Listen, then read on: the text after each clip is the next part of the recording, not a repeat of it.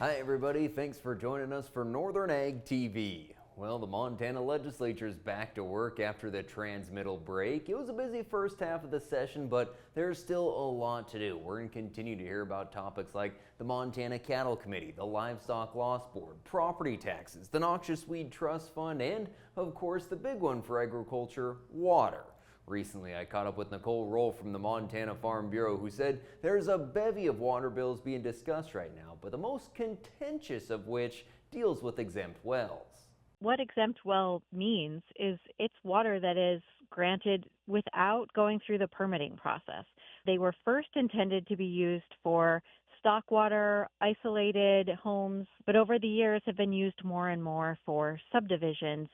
Senate Bill 358 looks at ways of limiting them, but also allowing their use in certain areas. We're concerned that that appropriation of water in the subdividing pathway will adversely impact our farmer and rancher members and their water rights.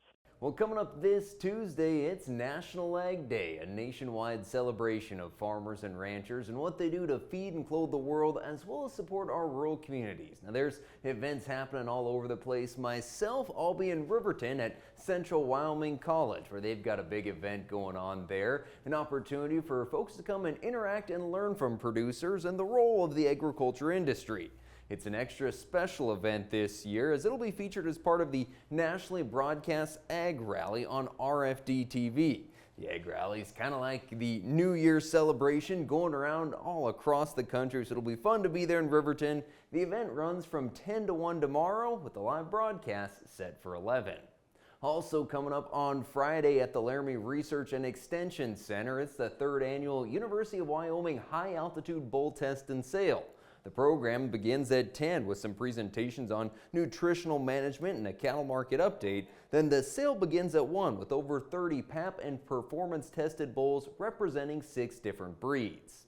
And a neat opportunity for young and beginning producers with AgWest Farm Credit accepting applications for their $15,000 new producer grant.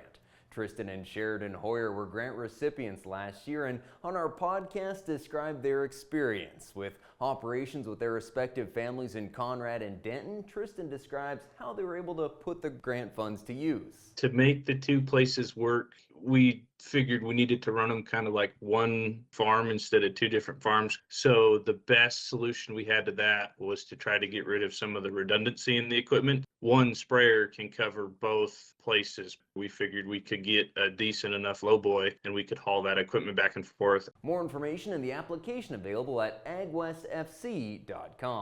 We'll be right back with the markets. From the beginning, we've worked closely with farmers. BNSF's ties to the agricultural community go back 175 years. Together, we've innovated to make the U.S. agriculture supply chain one of the most efficient and productive in the world.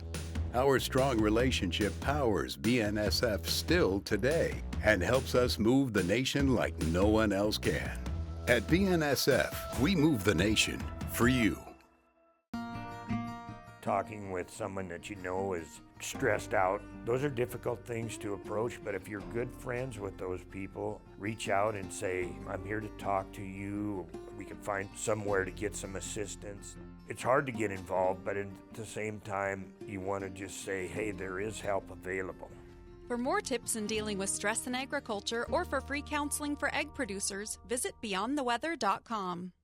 Well, cattle futures found support again on Friday, and we saw marching upwards yet again. The support this time coming from the cash-fed cattle trade that was higher for the 2nd week in a row. It was a very strong cash market. Feed yards held out all week and forced packers to pay more to own the cattle. Live sales about 3 to 6 higher from 202 to 206. Dress trade 320 to 325. Call that 5 to 9 better for the week. Things looking very bullish in the cattle right now, with new contract highs achieved multiple times in the futures last week.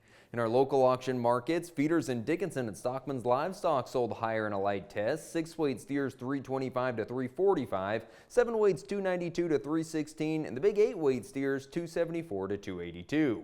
Slaughter cows $3 to $4 higher at Billings Live, most of them from $142 to $145.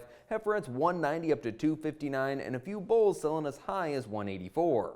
And a higher lamb market in Newell with new crop 80-pound lambs selling at $290, 100-pound lambs from $210 to $232. The ewe market did back off, but still ranging $82 to $96.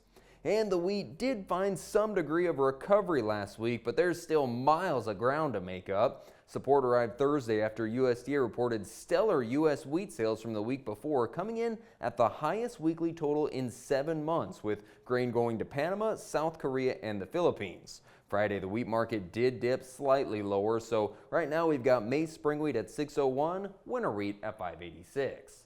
Well, that's going to do it for this morning's report. Thanks for joining us, and have a great week.